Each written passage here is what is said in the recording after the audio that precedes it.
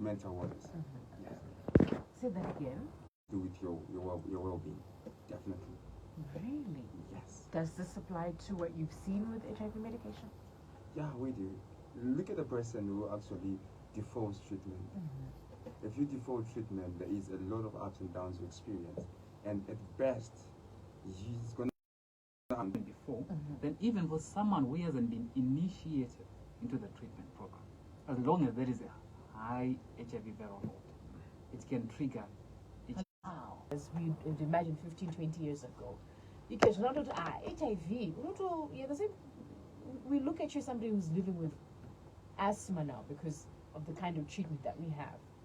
And yet, it seems as if most people are still terrified of a diagnosis of HIV. Most people feel as if it's the end. Where is the gap there? Thank you for that. You are never ready. You are never ready to experience the truth. Whenever one is bombarded with the truth, like, you won't be expecting it. So expect this behavioral response to an unconditioned stimuli.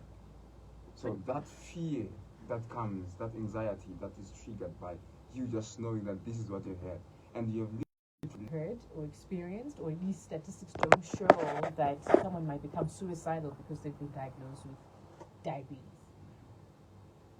or BP. Because HIV is now classified as a chronic condition like asthma, like BP, but still people are scared to death, literally. Yeah. I hear you that you're never ready, but if you're saying the classification has changed, then why isn't it translating to, oh, when they ask my way, but we ask, and life goes on.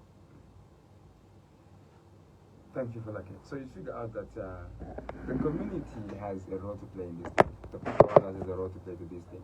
It's also dipping into the issue to do with the stigma and what we've experienced. We have experienced the past period where we haven't made any strides to get towards treatment, where a person diagnosed today, one month down the week, we hear that that person is already dead. They have lost their lives. And we grew up in that scenario, and we have in our mind a conceived idea that once you have it, you are going to die. So that fear still emanates, and also the stigma still exists within the community. That is what is actually triggering upon that. Yeah. TK2, you're coming from the UK. What is the perception of an HIV diagnosis in the UK? It's the complete opposite. It is the complete opposite. Just like it's just a chronic, because medication is readily available. You don't have to go pay for it. It just provides. So it's just the same as saying somebody contracts HIV. Same when about 20 chant about the flu. Okay.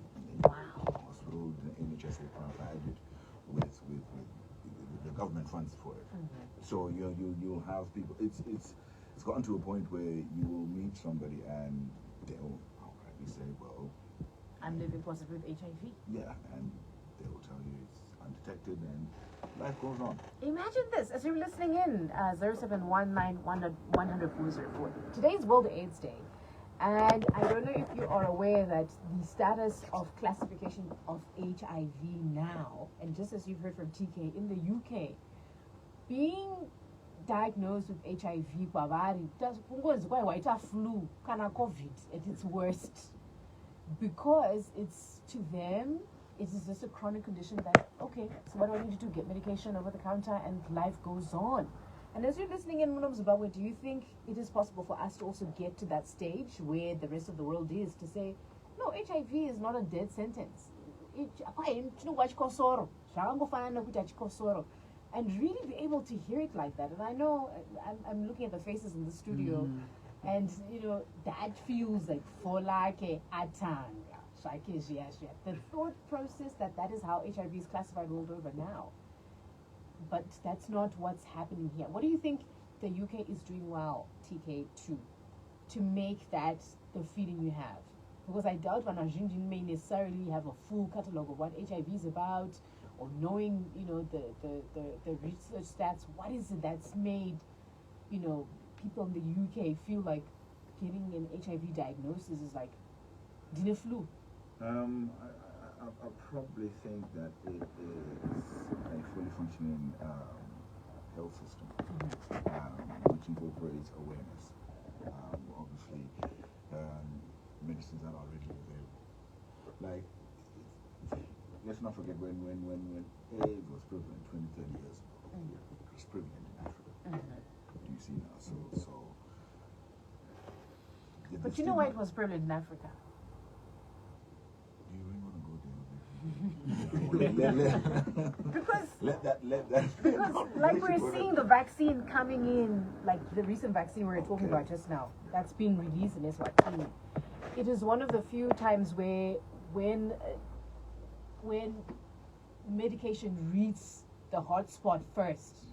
And 20 years ago, we weren't getting the medication first. It was going to the people, just like we saw with COVID, people who had money would access the vaccines quicker, better. The rest of us, oh, she might change. Oh, 20, 30 years ago.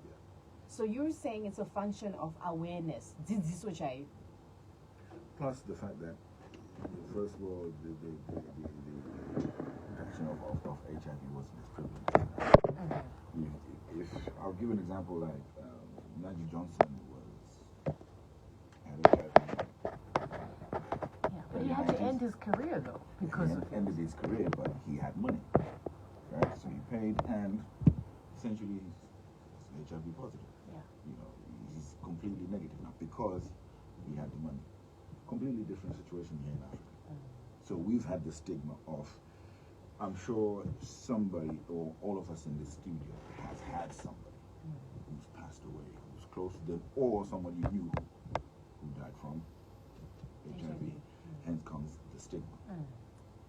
You see, so like what TK3 was saying, even with the knowledge, yes, and a certain level of understanding we have now, when we're ones in HIV, that knowledge and everything else will go through the window. Stress, and then the anxiety kicks in because we still have that statement that plays at the back of my mind, even with the knowledge. And I have a list of people, so that's the first thing that's going to come to mind before. And how they changed, how they looked. You see now, because we have first-hand experience, and we've seen them, and I'm thinking, oh Lord, what that window? Yeah. Forget about the fact that there's now a chronic illness. No, you get your medication. Forget that. Yeah. So what do we need to do now to change this? Like you kind of mentioned how the multi-sectoral drug plan completely segued to coordination, by the way, sort of connected really. You spoke about how NDS, I'm going to NDS too, how the multi-sectoral drug master plan also somehow speaks a little bit to harm reduction, but not really. Not really. It's the messaging. All right, let me just get to the question. How do we change the messaging that we've had about HIV so that we get to a place where indeed but tose takabva kunyaya dzekuti isusu taenda chikoro tisina shangu tatisina sipo taenda nesipo 1 or 10 years. We've all heard those stories, but now we don't necessarily live in that way, or do we still live in zvatakavona kare? Okay, I think in terms of awareness, the message is cascaded across the length and breadth of Zimbabwe, and the people are now informed. That HIV is a chronic condition? Are you sure? People are now informed, but now the missing ingredient is now healing, psychological healing. People haven't healed. This is actually a trauma to us. We haven't healed. We need time to deconstruct all those preconceived narratives that we had about HIV. So time here is the key factor. Because when it comes to awareness and information, I'm not sure how much, if we were to do a simple survey, I'm not sure that many people are aware that HIV is listed as a chronic condition now. I think they are aware that you may not die from it, you may be able to have medication, but I'm not sure that they are realizing, no, it's really not that bad anymore. It's a cough. I'm not sure that messaging is clear. Yeah, the depth might be different, maybe different depending on the region, of course. But in the urban areas, it's well received. Maybe the rural, which of course is the significant population, maybe there might be need for information on that step. But it's actually a chronic illness, just like your flu.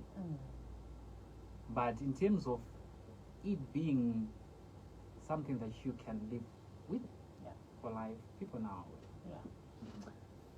TK3, if you found out that the woman you intend to marry, you go and get tested. Why are you smiling? I haven't even asked the question.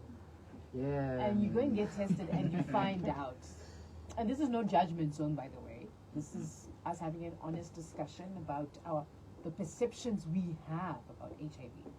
If you went and got tested with the person that you are thinking of spending your life with, and you do find out that one of you is living positively, would that change your decision to spend your life with that person? An honest answer, not a judgment answer. Wow, she just placed me on a hot spot. Alright, fine. I definitely have to weigh my options, but not actually something that has to do with our relationship. Our relationship still is normal. Why? Because when you meet a person, there is more to the individual than what they have. So I think until you find out that you're living with HIV. Yes, and when I figure out that there is that, I don't think it will be a problem for me. Because there are headways that we literally have made currently in terms of treatment and everything. So I'll happily continue with my issues. Okay. TK2, what's your honest reflection on this? If you do your son or your daughter and they come and say, Dad, I've just found out that the person I'm interested in is living with HIV, would you encourage them to proceed, or you'd encourage them to explore their options? Honestly, I'll be very open. I would not advise them not to carry on, and I would not advise them to carry on. I would simply say, do what you feel is best for you. Simply because I have it's something that is personal to me. So it's something that I've gone through in life in that regard. So I would say, if you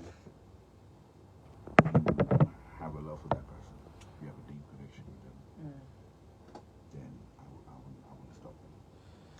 0719 10040. If you're listening in, if you found out that the person you are trying to build life with is living with a chronic condition, which is HIV, would you proceed, or would you step back and reconsider your options? And if it were any one of your children, your son or your daughter, what do you think you would do? Would you encourage them, or would you discourage them from proceeding? But Daka, what's your honest feeling about this? Well, can't be any different. I'm well informed of the treatment environment, so I think it wouldn't change anything. It wouldn't change anything. But if I'm advising a person, being a mental health practitioner, of course, I will try to address their ambivalence. Why is it that they reached out in the first place to talk about it, instead of having made the decision from the word go? What is it that is drawing them back? So I will help them try to address that ambivalence. Because if left unresolved, it might be an underlying schema for a dysfunctional relationship in the future. In simple English. Okay. Yeah, alright. I think let's try simple short. Yeah. Ndiri kuti nini?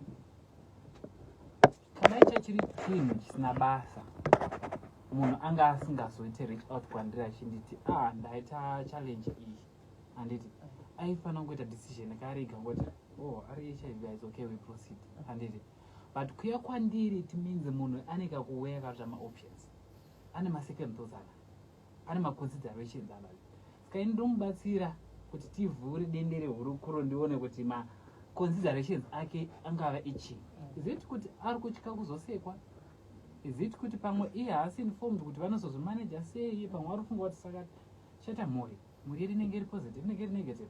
So I'll help the person who could try to address some of the consideration because from my experience, most of the considerations when it comes to having a partner HIV positive is a knowledge gap. It's a knowledge gap issue. Or an element of stigma, which can also be navigated. Okay. This is very, very interesting. So I have also met some parents who've been very honest and said, if it were my child, I would encourage them not to marry that person. Trauma and Trauma or decision. Trauma informed by knowledge gap. So it all comes to the decision.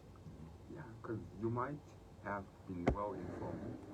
You might have all that info on you, but then you weigh the pros and cons on your side.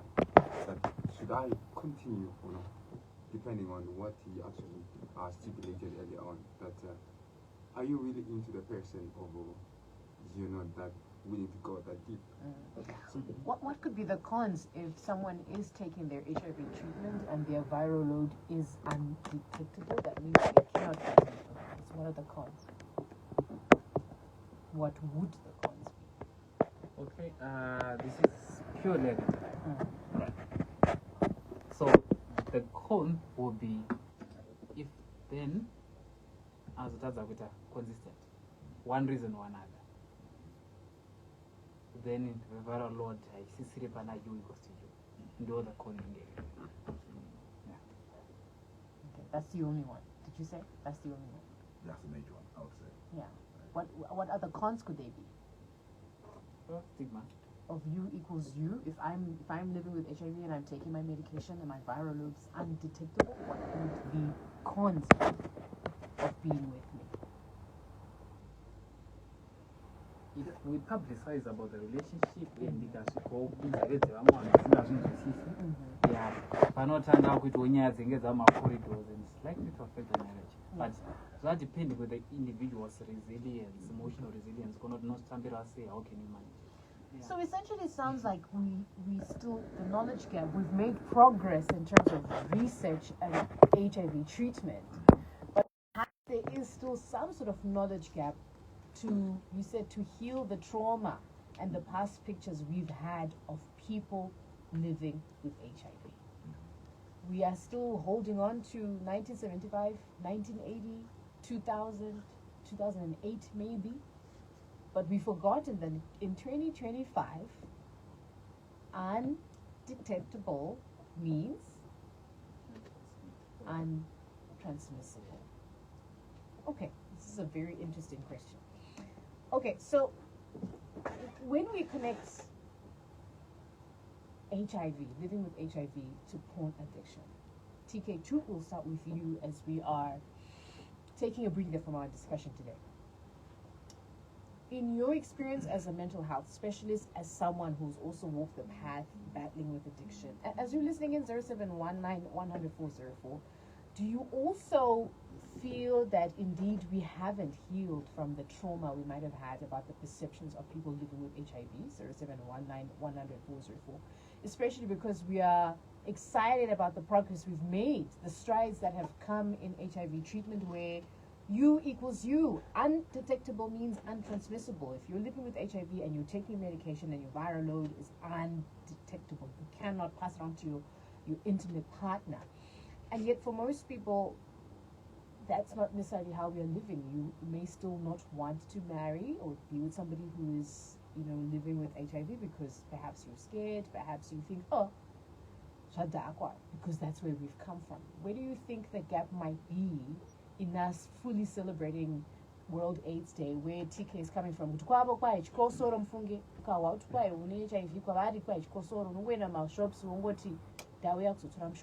life goes on quite literally. So for us, what would stop us as a country from getting there? Because that's where we are at. So coming back to you, TK. I would probably say, first and foremost, as a country, as a nation,